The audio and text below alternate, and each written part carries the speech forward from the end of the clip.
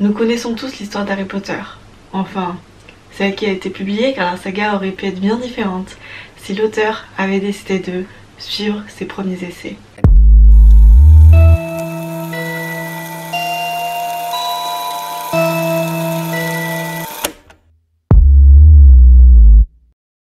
Bienvenue dans un nouvel épisode des mystères de la littérature.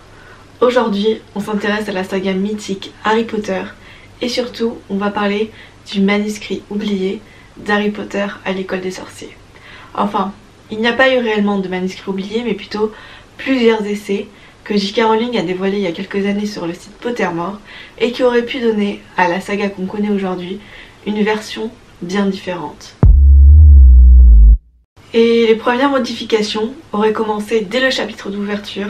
J.K. Rowling a changé de nombreuses fois le chapitre d'ouverture d'Harry Potter à l'école des sorciers. Dans l'une des versions, l'histoire commençait avec James et Lily qui partaient se réfugier sur une île déserte avec Harry pour échapper à Voldemort, au lieu d'habiter à Godric's Hollow comme ça l'est dans l'histoire initiale. Et c'est un autre personnage à la place d'Hagrid qui irait sauver Harry à l'aide d'un bateau le jour du meurtre de James et Lily. Mais ça, on en reparlera après. Elle a abandonné cette idée, puis elle a ensuite eu l'idée d'ouvrir le chapitre avec Voldemort qui entre dans la maison des Potter à Godric's Hollow. Ici, dans cette première version, James et Lily n'auraient pas été trahis par Peter Pettigrew, mais un moldu. C'est un sorcier du nom de Pyrrhite qui serait à l'origine de cette trahison. Pyrrhite aurait été un serviteur de Lord Voldemort durant la première guerre des sorciers et il aurait été décrit comme un sorcier un peu dandy, avec des gants en soie blanche et parfois tachés de sang. Mais c'est un personnage qui n'a jamais vu le jour. Dans ce premier chapitre qui se passait à Godric's Hollow, il y aurait également eu une scène avec Pyrrhite, ce fameux sorcier qui au final n'a jamais existé, et Sirius Black. Vous vous rappelez dans la première version qu'un homme à la place d'Hagrid aurait sauvé Harry après le meurtre des Potter? Eh bien, il y aurait une hypothèse que ça aurait pu être le père d'Hermione. Dans la série qu'on connaît aujourd'hui, les parents d'Hermione sont assez absents. Ils sont mentionnés de temps en temps dans la série. On sait qu'ils mènent une vie tranquille de personnes moldues, qu'ils adorent leur fille et qu'ils sont dentistes. La seule scène cruciale qu'on a dans la saga, c'est quand Hermione décide de faire des adieux déchirants à ses parents en commettant le sort oubliette. Mais dans l'un des brouillons qu'a rédigé J.K. Rowling dans Harry Potter à l'école des sorciers, les Granger avaient une place beaucoup plus prédominante dans l'histoire puisque à la base ils connaissaient Lily et James Potter. Ils étaient amis et alors que Lily et James Potter vivaient sur cette île un peu éloignée, déserte, coupée du monde, les Granger, eux, vivaient sur le large du continent. Et le jour de la nuit fatidique du meurtre des Potter, c'est Monsieur Granger qui aurait entendu une explosion, un bruit étrange, qui aurait donc pris son bateau pour se rendre sur l'île où vivaient les Potter et ainsi sauver Harry de son destin tragique. Mais J.K. Rowling a décidé d'abandonner cette idée et de transférer ce rôle un petit peu plus paternel et de mentor à Hagrid pour le différencier des autres élèves de Poudlard. Et de plus, elle voulait couper notamment tout lien qui aurait pu lier dès le départ, avant l'entrée à Poudlard, entre Hermione et Harry pour renforcer tout simplement ce côté d'Harry enfant orphelin et surtout un enfant qui ne connaît rien de la magie et qui va plonger du jour au lendemain dans un monde qu'il méconnaît et surtout construire cette amitié entre Harry, Ron et Hermione sur un peu un même socle d'égalité dans ce fameux train à Poudlard.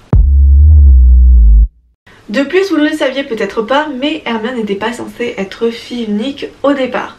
C'est vrai que son côté un peu rat de bibliothèque et Madame Je sais tout, qu'on adore tous bien sûr, peut lui donner un côté un peu solitaire, mais à la base J.K. Rowling aurait beaucoup aimé inventer une petite sœur pour Hermione, mais elle dit que tout simplement l'occasion ne s'est pas présentée. C'est quelque chose qu'elle a révélé dans une interview à la BBC en 2004 où elle dit « J'ai toujours prévu qu'Hermione aurait une sœur cadette moldue, mais elle n'a jamais fait son apparition et d'une manière ou d'une autre, j'ai l'impression qu'il est peut-être trop tard pour l'insérer maintenant dans l'histoire. » Ce choix a aussi été porté par le fait qu'elle voulait un contraste avec la famille des Weasley, avec la famille d'Hermione qui est une famille un peu plus tranquille, lambda puisque les parents sont dentistes, avec la famille de Ron qui là est une famille qui a une vie un petit peu plus trépidante, qui est entourée par les animaux, la magie et surtout qui est une immense fratrie. Donc elle a préféré pour notamment créer un peu plus de nuances entre l'histoire familiale d'Hermione et Ron, de ne pas créer une sœur cadette à Hermione. Passons maintenant à la fameuse soirée du chapeau magique. Comme vous le savez, chaque première année de Poudlard est soumise à la cérémonie du chapeau qui va déterminer dans quelle maison cet élève va évoluer tout au long de sa scolarité. Et dans les premiers essais, cette fameuse soirée qui déterminait la maison de chaque élève était bien différente. Puisqu'à l'origine, les fantômes des 4 maisons prenaient vie par le biais de statues qui choisissaient leurs élèves. J.K. Rowling, elle a décidé que c'était trop compliqué et elle voulait qu'il y ait un décisionnaire seul et unique pour avoir une certaine impartialité. Elle a eu d'abord l'idée de créer une sorte de statue qui était un peu une fusion des 4 fondateurs, mais l'idée était bien trop complexe à mettre en place. Donc, à la place de ça, pour faciliter la compréhension de l'histoire et faciliter cette cérémonie de sélection et de tri dans les différentes maisons, elle a inventé le chapeau magique mythique qu'on connaît tous aujourd'hui. Je sais que le professeur Trelawney a tous une place particulière dans notre cœur, même si son côté bizarre nous effraie un peu, on ne peut éprouver que de l'affection pour ce personnage. Et saviez-vous qu'un professeur de divination devait déjà faire son entrée dès le premier tome? En effet, dans ce premier tome, il y aurait dû avoir un professeur de divination du nom de Mospus qui était aveugle et capable de lire l'avenir. On ne sait pas trop pourquoi J.K. Rowling a décidé d'abandonner ce personnage, peut-être parce qu'il ne servait pas l'intrigue et que c'était un personnage secondaire qui n'apportait pas grand chose au premier tome, ou peut-être qu'il y avait trop d'enjeux comme le fait qu'il y ait l'avenir par rapport au lien qui pouvait se tisser entre Harry et Voldemort et surtout l'avancée des péripéties qui va se lier entre ces 2 personnages. Mais quoi qu'il en soit, aujourd'hui, Mopsus dans l'univers d'Harry Potter est un sorcier célèbre qui est à la fois devin et il existe une carte Choco-Grenouille à son effigie. Mais le nom a été repris dans la saga et dans d'autres tomes puisque durant l'année 1993 et 1994, un portrait de Mopsus gardait une pièce secrète dans Poudlard située au niveau des cachots.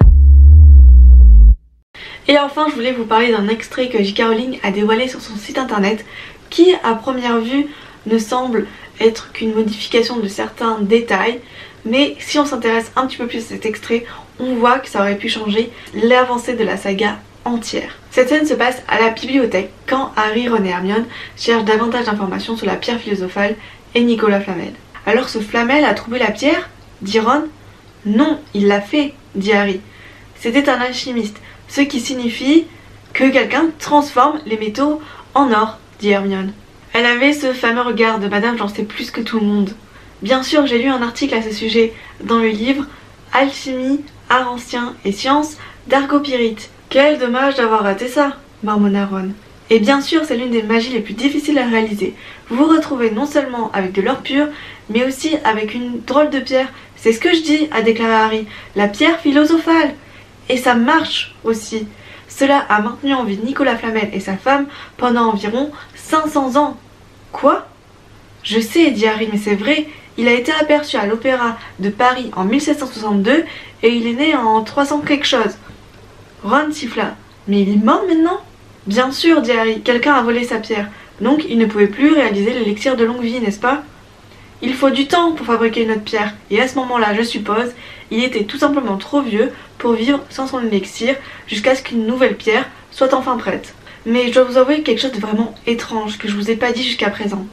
La pierre a été trouvée dans le coffre-fort de mes parents à Gringotts. Harry s'attendait à une avalanche de questions, mais au lieu de ça, Ron et Hermione le fixèrent simplement. Quoi? Dit Harry. Ron s'éclaircit la gorge, ouvrit la bouche, mais la referma tout de suite. Quoi? Dit Harry. Eh bien Harry, dit Hermione, tu sais quoi? Il regarda Ron et Hermione, mais tous les deux, avaient les yeux fixés sur leurs pieds. « Vous ne pensez pas, dit-il soudain avec colère, que mes parents ont volé la pierre ?» dit Ron. « Attends, dit Harry furieusement, c'est comme dire qu'ils ont assassiné Flamel. »« Oh Harry, nous n'avons jamais pensé que... » »« Non, bien sûr vous n'avez pas pensé, dit Harry. Je ne sais pas comment elle est rentrée dans ce coffre, mais je suis sûre que la pierre n'a pas été mise là par mes parents. »« D'accord, dit rapidement Ron, je suis sûre que tu as raison. »« Il doit bien avoir une explication évidente, dit Hermione. » Harry n'était pas du tout convaincu. Mais c'est à ce moment-là que la cloche sonna, mettant fin à leur conversation. Et cette page, écrite en 1991 par J.K. Rowling, est tout simplement le début d'une nouvelle intrigue qu'elle a décidé d'abandonner et qui aurait pu changer toute l'étendue de la saga qu'on connaît aujourd'hui. Vous l'avez compris, il y a plusieurs différences dans cet extrait par rapport à la version initiale d'Harry Potter à l'école des sorciers. La première, Nicolas Flamel est déjà mort. La deuxième, la pierre philosophale n'était pas dans le fameux coffre 713, mais dans le coffre-fort des parents d'Harry. Enfin, la pierre a été volée à Nicolas Flamel. Et surtout, il y a une supposition comme quoi Lily et James Potter seraient impliqués dans ce vol. Parce que déjà, il y a plusieurs questions qui se posent. Pourquoi James et Lily auraient volé la pierre philosophale? Cela a-t-il un lien avec les Horcruxes et surtout la guerre contre Voldemort? Et surtout, aurait-ce été la raison pour laquelle Voldemort aurait tué James et Lily Potter? Comme vous pouvez le voir, il suffit parfois de quelques lignes pour changer une intrigue principale d'un tome, mais aussi d'une saga entière. Voilà un peu pour cette vidéo ciblée sur les brouillons d'Harry Potter à l'école des sorciers et surtout sur les différentes possibilités qui auraient pu modifier l'intrigue qu'on connaît aujourd'hui de manière minime mais aussi avec un impact beaucoup plus grand. J'espère que cette petite vidéo sur les secrets de l'écriture d'Harry Potter à l'école des sorciers vous a plu. Il y a encore plein de secrets notamment sur Harry Potter et la coupe de feu que je serai ravie de vous détailler dans une prochaine vidéo. Mais si ça vous intéresse, n'hésitez pas à me donner votre avis en commentaire, donnez-moi vos différentes théories sur comment ce tome 1 aurait pu évoluer. Et je vous dis à très bientôt pour un nouvel épisode des Mystères de la littérature. Portez-vous bien.